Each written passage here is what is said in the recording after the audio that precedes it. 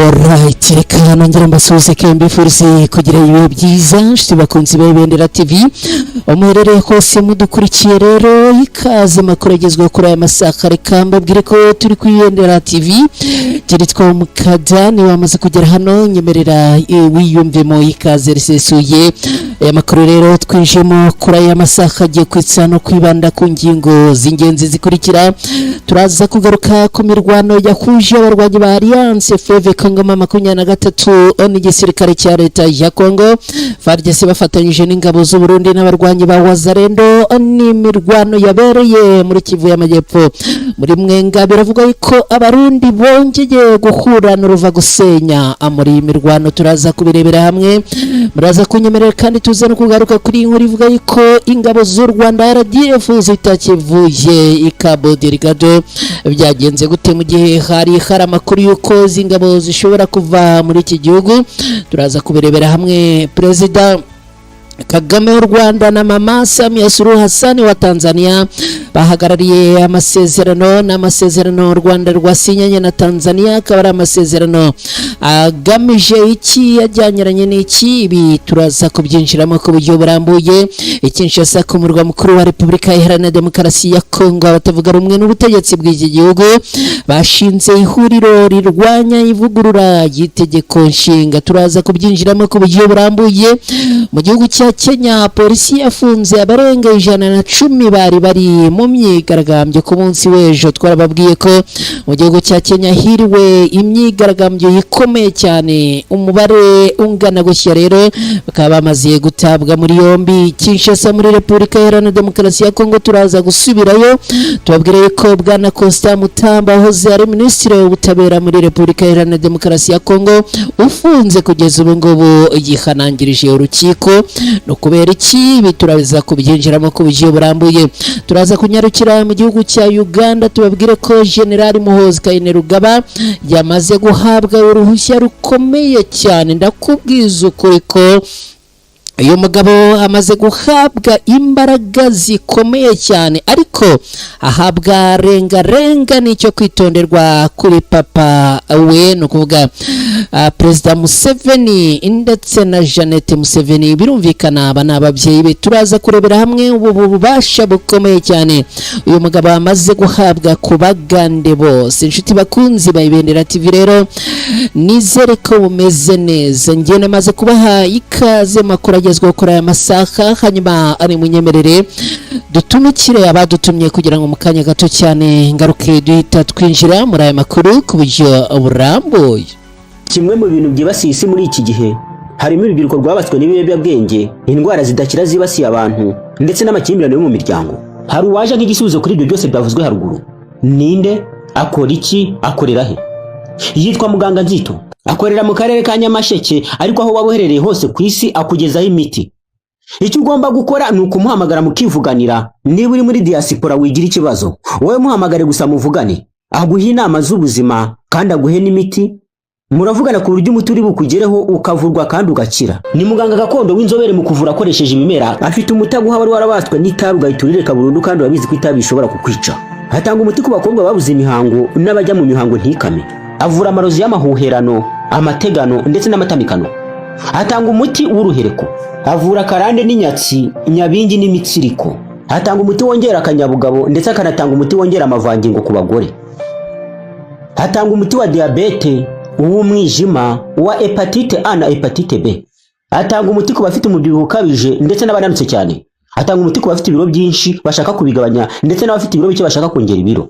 hatanga umuti n'ubujyanama ku bafite amakimbirane yo mu miryango agufasha kugarura ibyawe byibwe akanaguha ubujyanama butuma ubana n'abandi neza mu kazi ndetse no kugira igikundiro mu nshuti zawe umwihariko kuri uyu muganga nuko igihugu cyose wabuherereyemo ku isi akugezaho umuti ushobora kwibaza uti umuganga ushobora gukura ubuzima bwawe mu kaga akakugarura umugore wawe wagutaye ntabwo ahenda igisubizo ni oya ugereranyije umuti aguha n'amafaranga make y'umuha ntaho bihuriye kuva aka kanya ugiye kwicuza impamvu wowe n'inshuti zawe mutamenye uyu muganga mbere hamagara iyo nimero namara kukuvura urahita wicuza impamvu utamumenye mbere ushobora kumuhamagara kuri call isanzwe cyangwa kuri WhatsApp aboneka amasaha 24 kuri 24 Muganga Nzito igisubizo ku buzima bwawe n'ubw'inshuti zawe.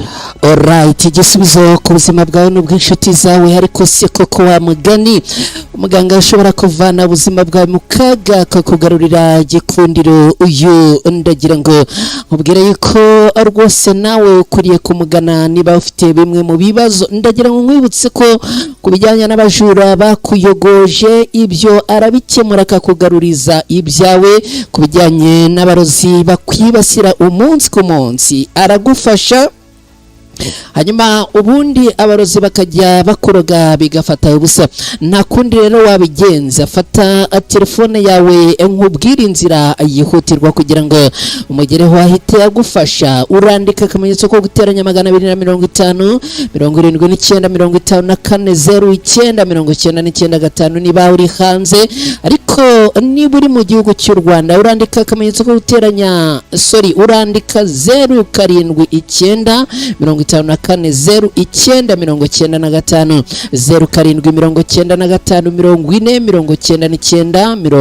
0795 ubundi uyu muganga aragufasha ibintu bigende neza. Ikaze nanone kuri mwese udukurikiye hano ku Ibendera TV. Ni munyemerere duhite twinjira muri aya makuru ku buryo burambuye.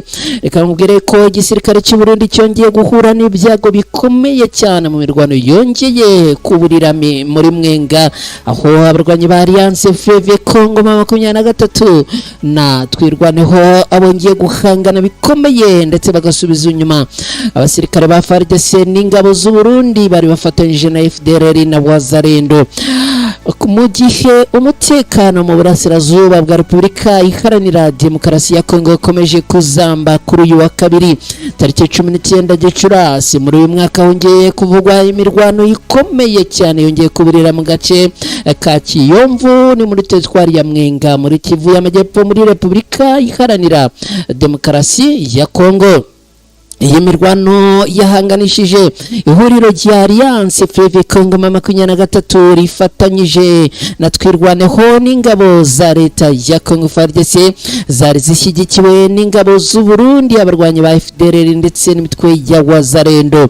Amakuru aturuka muri aka karere avuga ko imirwano yatangiye mu gitondo cya kare kuri uyu munsi nyuma y'uko uruhare rw'ingabo zishyigikiye leta ya Kinshasa bagabye ibitero ku birindiro bivugwa ko bigenzurwa na Alliance Fleuve Congo 23 na twirwaneho mu nkengero za Kiyomvu. Abaturage bo muri aka gace bavuga ko humvikanye urusaku rw'imbunda ziremereye n'izoroheje izo mu bwoko bwa Mortier mu gihe cy'amasasu menshi. Ibintu ngo byateye mu ngenge abaturage benshi bahise bahunga ingo zabo. Amakuru avuga yuko iyi mirwano yari ikomeye cyane, akaba ari imirwano yaturutse mu gitondo cyo kuri uyu munsi kugera ku masaha y'icamunsi.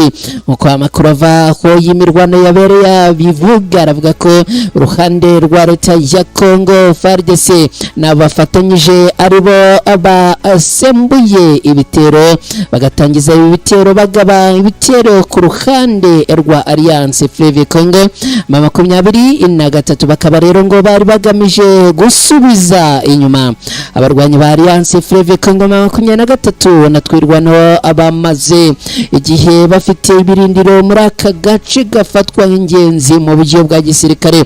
Gusa ibyo bitero ngo byahuye n'imbaraga zidasanzwe z'uruhande rwa Alliance Fleuve Congo 23 na twirwanaho rwahise rutangiza ibikorwa byo kwirwanaho no gusubiza inyuma ibitero by'abasirikare bo ku ruhande rwa leta ya Congo. N'aba bombi bari bafatanyije. Amakuru aturuka hangara avuga ko abasirikare b'u Burundi bongeye gutakariza ubuzima ku bwinshi muri iyi mirwano.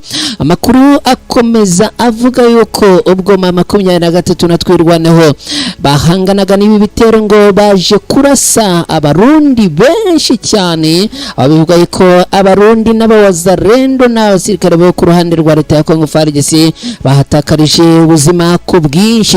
Amakuru akomeza avuga ko ku mpande zombi hari abakomeretse abandi bagapfa. Gusa amakuru nubwo abaturage baherereye ahangaha bavuga ko babonye imirambo myinshi y'abarundi biturutse ku madarapo cyangwa se amabendera yari ari ku myenda yabo, ariko biravuga ko ahangaha hatakarije ubuzima abantu benshi. Mu by'ukuri amakuru akomeza avuga ko nyuma y'imirwano yamaze amasaha menshi ingabo za leta ya Congo FARDC z'u Burundi, abarwanyi ba FDLR ndetse na Wazalendo baje gusubira inyuma bava mu bice bari bagerageje kwinjiramo, amaguru bayabangira ingata nyuma y'uko ngo byagaragaraga ko abarwanyi ba Alliance Fleuve Congo 23 na twirwanaho bari kubacanaho umuriro ukomeye cyane. Hari amakuru avuga ko bamwe mu basirikare bakomerekeye muri iyi mirwano, abandi bagapfa, nubwo kugeza ubu nta ruhande ruratangaza imibare nyayo y'abaguye muri iyi mirwano n'abakomeretse. Iyi mirwano yongeye kugaragaza ubukana bw'intambara ikomeje gufata indi ntera mu ntara ya Kivu y'Amajyaruguru n'iy'Amajyepfo, aho ihuriro Alliance Fleuve Congo 23 rikomeje kwagura ibikorwa byayo, mu gihe leta ya Kinshasa nayo ikomeje gushaka ubufasha bw'imitwe yitwaje intwaro n'ingabo z'amahanga zirimo z'u Burundi kugira ngo ihangane n'iri huriro. Abasesenguzi mu bya politike n'imirwano mpuzamahanga bakurikiranira hafi ibibera muri aka karere baravuga ko gukomeza kwifashisha imitwe nka Wazalendo ku ruhande rwa leta ya Kinshasa bikomeje guteza impaka, ndetse bikaba birimo kugenda bituma igitutu kiba cyinshi ku ruhande rwa leta ya Congo, cyane cyane yuko n'ubundi bakomeje kujya ku rugamba bagatsindwa. Ku rundi ruhande Alliance Fleuve Congo 23 yikomeje kuvuga ko irwanira impinduka za politike, umutekano w'abaturage ndetse no kurwanya ivangura rikorerwa bamwe mu baturage bo mu burasirazuba bwa Repubulika Iharanira Demokarasi ya Congo. Twirwaneho ikunze gukorera mu misozi ya Minembwe no mu bice bya Plateau, nayo ikomeje kugaragara nk'umwe mu bafatanyabikorwa bakomeye b'ihuriro Alliance Fleuve Congo 23 muri iyi mirwano. Ubufatanye bw'iyi mitwe cyase bw'abarwanyi bukaba burimo gukomeza guhindura isura y'intambara irimo kubera mu burasirazuba bwa Repubulika Iharanira Demokarasi ya Congo, cyane cyane mu duce twa Mwenga, Fizi na Uvira. Kugeza ubu ubuzima bw'abaturage bukomeje kuba mu kaga gakomeye cyane kubera yuko bakomeje guhunga ubuzima bwabo, rero bukaba bukomeje kuba ubw'umutekano mukeya n'impfu za hato na hato. Shiti bakunzi ba Ibendera TV munyemerere dukomeje n'aya makuru twerekeze muri iyi nkuru igaruka ku gisirikare cy'u Rwanda RDF. Reka ariko mbere yo kwinjira muri iyi nkuru nongere mwibutse ko hano turi ku Ibendera TV, turi makuru agezweho kuri aya masani bamaze kugera hano. Rero nyemerere nkorere ray kuraza ko ugize neza, niba ari bwo bwa mbere ugeze ku Ibendera TV nkorere subscribe, uraza kuba ukoze cyane. Reka nkubwire yuko ubu abimaze kujya hagaragara aka kanya yuko u Rwanda rutakivanye ingabo zarwo Cabo Delgado ni muri Mozambique. Minisitiri w'ububanyi n'amahanga ndetse n'ubutwererane w'u Rwanda Ambasaderi Olivier Nduhungirehe yatangaje ko u Rwanda rutakivanye mu ntara ya Cabo Delgado yo muri Mozambique ingabo rwoherejeyo mu butumwa bwo kurwanya iterabwoba bijyanye no kuba ikibazo cyariho cyo gutera inkunga ibikorwa bya ziriya ngabo cyamaze gukemuka. Muri Mata muri uyu mwaka u Rwanda biciye mu muvugizi wa guverinoma Yolande Makuru rwari rwatanze umuburo uko kohereza ingabo zarwo Cabo Delgado bishobora guhagarara mu gihe hataboneka uburyo burambye bwo gutera inkunga icyo gikorwa. Byari inyuma y'amakuru yavugaga ko umuryango w'ubumwe bw'Uburayi ushobora guhagarika burundu inkunga wageneraga ibikorwa ibikorwa bya RDF muri Mozambique. Macron ubwo yasubizaga ku nkuru zari zatangajwe n'ibinyamakuru nka Le Monde na The Wall Street Journal kwihagarara ry'inkunga ya EU cyangwa se European Union yashimangiye ko u Rwanda rufite umurongo uhamye w'uko ubutumwa bw'i Cabo Delgado budashobora gukomeza igihe kirekire hatabayeho gusaranganya inshingano mu buryo bungana. Yavuze ko kuva ingabo z'u Rwanda zatangira koherezwa muri Mozambique mu mwaka wa 2021 u Rwanda ari rwo rwatanze igice kinini cy'amafaranga akoreshwa muri buriya butumwa bwatangiye bisabwe na guverinoma ya Mozambique mu rwego rwo guhangana n'imitwe y'iterabwoba ifitanye isano na ISIS. Aha yagize ati u Rwanda ntirwasabye kandi ntiruzasaba indi nkunga iturutse muri European Peace Facility. Icyo ni kibazo kigomba gukemurwa na Mozambique. Kohereza ingabo z'u Rwanda bisaba uburyo burambye bwo kubona inkunga kandi ni inshingano z'igihugu cyakiriye izo ngabo n'abafatanyabikorwa bacyo, by'umwihariko abafite ishoramari rikomeye muri Cabo Delgado kugira ngo iyo nkunga iboneke nk'uko byahoze bikorwa. Mbere yaho muri Werurwe Minisitiri Olivier Nduhungirehe ubwo yakomozaga ku bihano Leta Zunze Ubumwe za Amerika zari zafatiye ingabo z'u Rwanda, ari nabyo byabaye intandaro yo kugira ngo European Union itekereze guhagarika inkunga. Yavuze ko u Rwanda rutashoye za miliyoni z'amayero muri Mozambique ndetse rukanahatakariza bamwe mu basirikare barwo kugira ngo abasirikare b'intwari bibazweho abasigwe icyasha banengwe bashinzwe cyangwa bahabwe ibihano n'ibihugu n'ubundi byungukira mu butabazi bwazo muri Mozambique. Olivier Nduhungirehe yagize ati twiteguye kuva muri Mozambique niba akazi kacu n'ibyo tumaze kugeraho bidahawe agaciro agakwiriye. Umukuru wa diplomasi mu Rwanda mu butumwa yavuze ko ikibazo cy'inkunga cyashobora gutuma u Rwanda ruvana ingabo muri Mozambique cyaramaze gukemukaho. Agira ati twari twavuze ko ingabo tuzazikurayo nihataboneka finding cyangwa se inkunga, ubu icyo kibazo ntikigihari. Abajijwe niba Mozambique ariyo yemeye gutanga iyo nkunga, Minisitiri w'Ububanyi n'Amahanga yirinze kugira amakuru arambuye atanga. Icyakora mu butumwa yanditse ku rubuga rwe rwa X yavuze ko muri uyu mwaka u Rwanda rwafashe icyemezo cyo gusubira ku ishingiro y'ubufatanye rukorana gusa na guverinoma ya Mozambique yamaze kubona kandi izakomeza kubona inkunga ikenewe yo gufasha ingabo z'u Rwanda ziri muri Cabo Delgado. Bwana Nduhungirehe yavuze ko kuva mu mwaka wa 2021 ubutumwa bw'inzego z'umutekano i Cabo Delgado bwagize umusaruro ugaragara kuko amahoro n'umutekano byaragarutse, imiryango irataha, kuvuga imiryango yari yarahunze, abana basubira ku mashuri, ibikorwa by'ubucuruzi byongera gufungura, ingabo za Mozambique zongera gutozwa kandi zikaba zikomeje gutozwa. Olivier Nduhungirehe yavuze kandi ko n'amasosiyete y'abanyaburayi n'abanyamerika yongeye gukora neza ibikorwa by'ishoramari bifite agaciro ka miliyari 50 z'amadolari y'Amerika mu bijyanye na gaze. Nago kandi tuvuze iyi nkuru twanyura kure yuko minsi itari myinshi cyane Perezida Kagame w'u Rwanda ndetse na mugenzi wa Mozambique baraganiriye ubwo perezida wa Mozambique yari yagiriye uruzinduko mu Rwanda.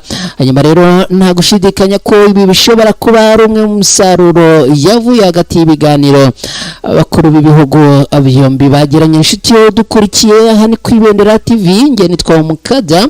Bamaze kugera hano ndakwibutsa ko ari byiza akaba n'ingenzi gukora like ku Ibendera TV.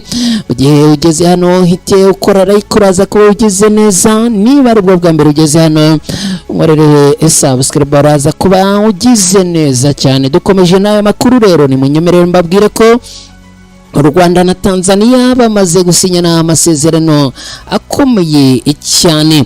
Ku gicamunsi cyo kuri wa kabiri muri Kigali Convention Center i Kigali mu Rwanda, Perezida Kagame yagiranye inama na Samia Suluhu Hassan, Perezida wa Repubulika Yunze Ubumwe ya Tanzania, uri Kigali aho yitabiriye inama yo guhanga udushya mu bijyanye n'ikoreshwa ry'ingufu za nucleaire muri Afurika. Ndabibutsa ko Mama Samia Suluhu Hassan yageze Kigali mu Rwanda mu gitondo cyo kuri uyu munsi. Ngira ngo aya makuru twari twayagarutse ko mu makuru yacu ya kare. Abakuru b'ibihugu byombi rero bahagarariye isinywa ry'amasezerano y'ubufatanye mu bijyanye n'urwego rw'ingufu hagati ya Repubulika y'u Rwanda na Repubulika Yunze Ubumwe ya Tanzania, bakomeza kwiyemeza guteza imbere intego rusange z'iterambere mu by'ingufu. Ni amasezerano yasinywe rero kandi akaba ari amasezerano akomeye aho muri iyi nama ni isano kuvuga iyi nama y'ibijyanye na nucleaire yanitabiriwe na Perezida Faure Simbe wa Togo. Perezida Kagame akaba yagaragaje ko ingufu za nucleaire zigenda zimenyekana mu rwego rwo kwimukira mu ikoreshwa ry'ingufu zitangiza ikirere kandi bigatanga amahirwe mashya. Hanyuma rero inyemerera nkubwire yuko Perezida Kagame yavuze ko icyo Afurika idakeneye ari ugucikamo ibice, kuko ibihugu nibikora mu bwiyunge iterambere ngo rizatinda kandi rikenze cyane. Ashimangira ko rero ubufatanye mu kugenzura, gutera inkunga no guhuza ingufu mu karere ari byo byangombwa. Hanyuma rero ndakubwira yuko ari inama yitabiriwe n'abanyacyubahiro batandukanye, akaba ari inama kandi yagize umusaruro ukomeye cyane. Ndakubwira yuko usibye no kuba u Rwanda rwasinyanye na Tanzania ku bijyanye n'aya masezerano hagati ya Leta Zunze Ubumwe za Amerika n'u Rwanda, nabo habaye amasezerano nk'aya. Bigaragaza ko rero iyi nama yiswe Nuclear Energy Innovation Summit for Africa ari inama irimo kugenda itanga umusanzu n'umusaruro kugeza ubu ngo tuvugana. Nshuti bakunzi ba Ibendera TV, munyemerere dukomeje n'aya makuru twerekeze muri ingingo nayo ikomeye. Ni ingingo nayo tugomba kuvugaho kandi akaba ari ingingo yihutirwa Kinshasa ku murwa mukuru wa Repubulika Iharanira Demokarasi ya Kongo. Abatavuga rumwe n'ubutegetsi bashinze ihuriro rirwanya ivugururwa ry'itegeko nshinga muri iki gihugu. Abanyapolitiki batavuga rumwe n'ubutegetsi bwa Repubulika Iharanira Demokarasi ya Kongo bashinze ihuriro bise C64, no kuvuga C64 cyangwa se C64, rifite intego yo kurwanya umugambi wa Perezida Tshisekedi wo kuvugurura itegeko nshinga. Iri huriro rigizwe n'abanyapolitiki bakomeye muri iki gihugu barimo Martin Fayulu washinze ishyaka SID, hakaba Moise Katumbi washinze ishyaka Ensemble, hakaba Jean-Marc Kabunda washinze ishyaka ACHDR, hakaba uyu yashinze ishyaka yitwa ESHI, hakaba witwa Denis Songa wa Emvoro na Matata Ponyo wa RGD. CC4 ni ukuvuga C64 ikaba yashinzwe kuri uyu munsi tariki 19 Gicurasi muri uyu mwaka mu muhango wabereye mu mujyi wa Kinshasa, nyuma yaho Perezida Felix Tshisekedi wa Repubulika Iharanira Demokarasi ya Kongo atangaje ko itegeko nshinga riri gusuzumwa kugira ngo harebwe niba yavugururwa. Tshisekedi wari mu kiganiro n'abanyamakuru cyabereye Kinshasa ku itariki ya 6 Gicurasi muri uyu mwaka yavuze ko adafite gahunda yo kurenza manda ebyiri yemererwa n'itegeko nshinga, ariko ko abaturage nibamuha iya gatatu azabyemera. Perezida wa Repubulika Iharanira Demokarasi ya Kongo Tshisekedi yanavuze ko nibigera mu mwaka wa 2028 intambara yo mu burasirazuba bw'igihugu itarahagarara, nta matora y'umukuru w'igihugu azabaho nk'uko ano muri Ukraine atabaye mu gihe ikiri mu ntambara no Burusiya. Fayulu na bagenzi be rero bamaganiye kure ibi byatangajwe na Tshisekedi, bagaragaza ko biteguye kurwanya umugambi wo kuvugurura itegeko nshinga bivuye inyuma. Banaboneraho gusaba ko abanyekongo bose bajya mu biganiro kugira ngo abakemure ibyo batumvikanaho, ariko leta ikaba ibi yarabyimye amatwi. Kugeza ubu rero aba bakaba bamaze gushinga ihuriro, ni ihuriro rikomeye cyane. Ndabona handitseho amagambo avuga ngo aringa te ako kende, ubwo ni mwiringara. Ibi bishatse kuvuga iki rero? Ibi bishatse kuvuga iki? Ubwo abantu mudukurikiye musobanukiwe rengara muraza kutubwira, ariko bakaba bafite umugambi wo kwamagana ibyo kuvugurura itegeko nshinga. Bakunzi ba Ibendera TV rero nge ndababwira yuko twe dukomeje makuru agezweho kuri aya masaha ku Ibendera TV. Nongera kukwibutsa niba bamaze kugera hano ku Ibendera TV unyemerere nkorere like, kuraza kuba uteye inkunga Ibendera TV idakomeye kandi wikoreye akantu gatoye cyane. Hanyuma niba ari bwo bwa mbere ugeze ku Ibendera TV uze kunkorera subscribe, umanuke hasi aho rwose kuri ako kantu gatukura ugakoreho, ako kantu gatukura ugakoreho, hanyuma nibihinduka gutya uraba ugize neza. Twerekeje amakuru mu gihugu cya Kenya rero. Muri Kenya polisi y'iki gihugu yatangaje ko yataye muri yombi abantu 110 bagaragaye mu myigaragambyo yiriwe muri iki gihugu ku munsi w'ejo. Polisi ya Kenya ikaba itangaje ibingibi nyuma yuko n'ubundi ivuga ko abantu 118 bakoze ibyaha birimo ubujura bitwikiriye imyigaragambyo yatangiye tariki 18 ku munsi w'ejo, igamije kwamagana izamuka rikabije y'ibiciro by'ibikomoka kuri peteroli. Iyi myigaragambyo yatangiye mu gitondo ituje, ariko byaje kugeraho abiganjemo urubyiruko bahangana n'abapolisi bari bagiye kuyikumira, bangiza ibikorwa remezo, basahura amaduka, banabuza ibinyabiziga kunyura mu mihanda. Ibyari imyigaragambyo ituje rero birangira bibaye imirwano barambikana. Kugeza ubu ngubu iyi myigaragambyo baravuga ko ngo yaje gutiza umurindi indi yatangijwe n'abatwara abagenzi mu buryo bwa rusange mu modoka zizwi nka matatu. Batangaje ko bahagaritse akazi, bamenyesha leta ko bazagasubukura mu gihe leta ya Kenya izaba yagabanyije ibiciro bya essence na mazutu.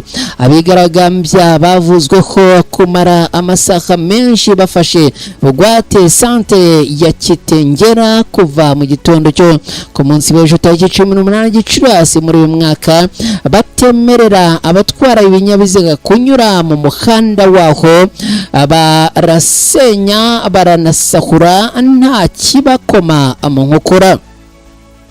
Umuyobozi wa polisi mu karere ka Kajiado Alex Chikondi yatangaje ko hari imodoka zitagira ibirango zavanaga amabandi yitwikiriye imyigaragambyo mu bice bitandukanye ziyajyana muri Kitengera kugira ngo abahakorere ibyaha.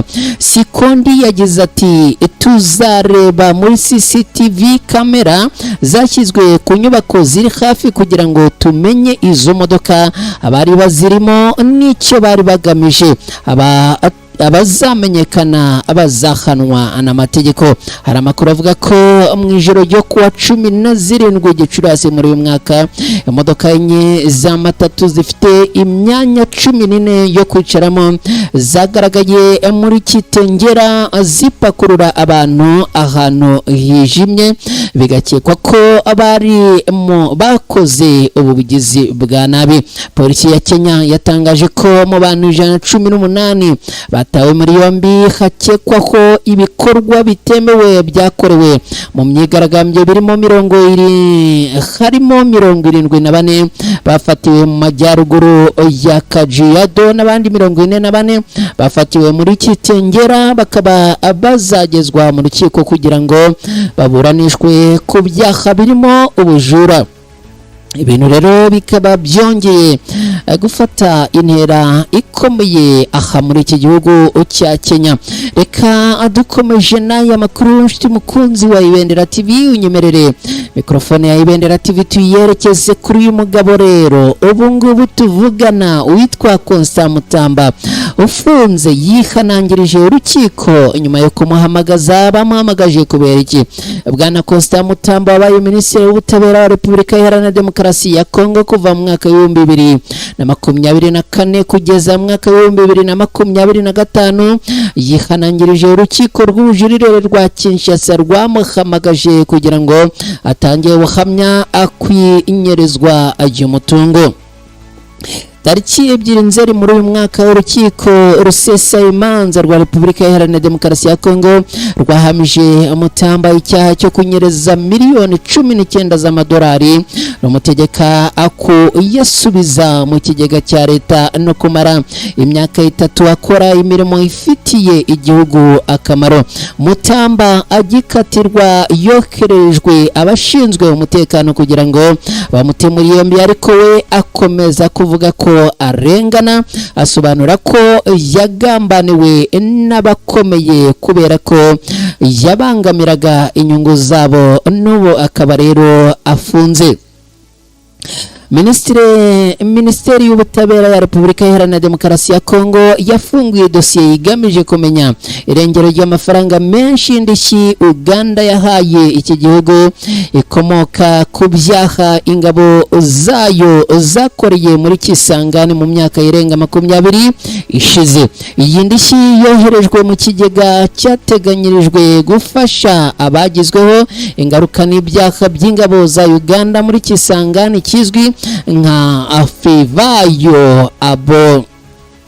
Abo bayobozi bacyo rero nabo mu zindi nzego zigifite mu nshingano bajyanwe mu rukiko kugira ngo basobanurire aho aya mafaranga yagiye.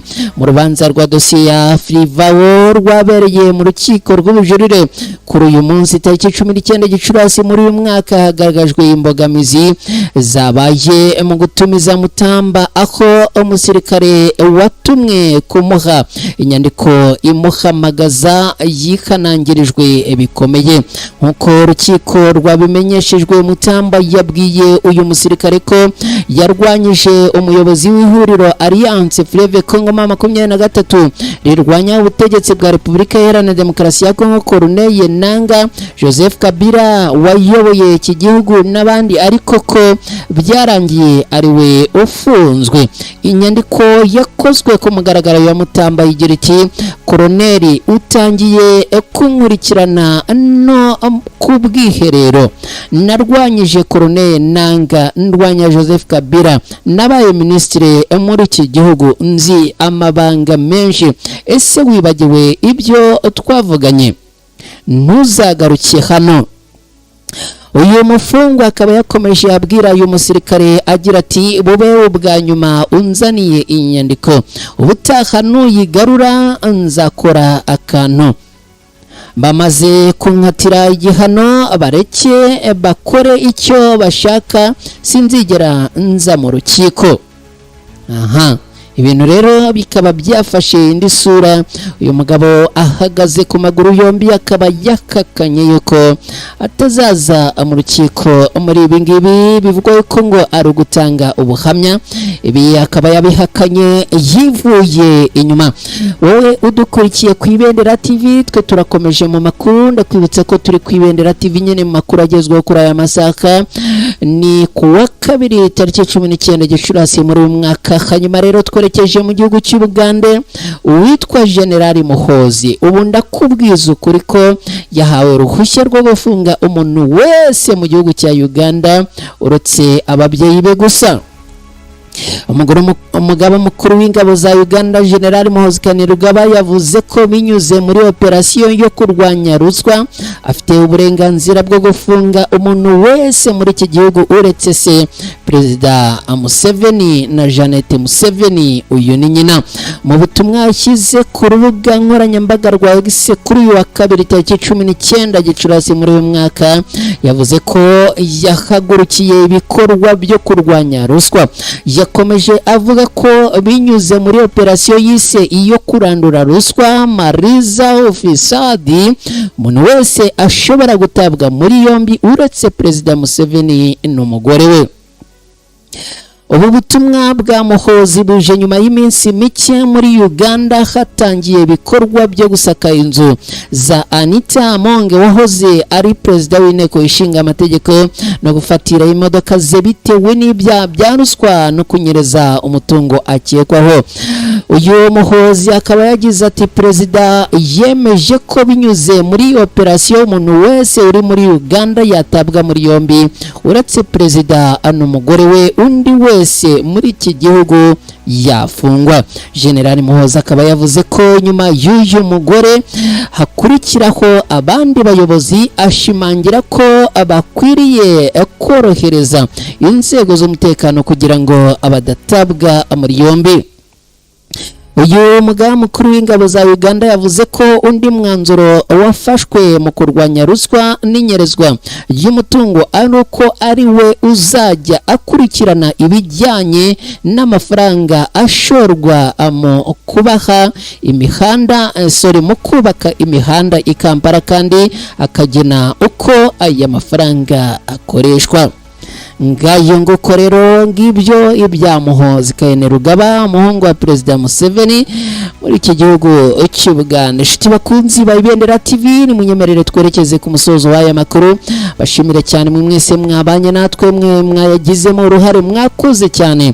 Nitwa Mukada, mwese mugire ijoro ryiza, Imana ibane namwe kandi ikomeze kubarinda. Nanjye ndabashimiye. Gahunda za Ibendera TV zirakomeza, mwese bye, ciao ciao.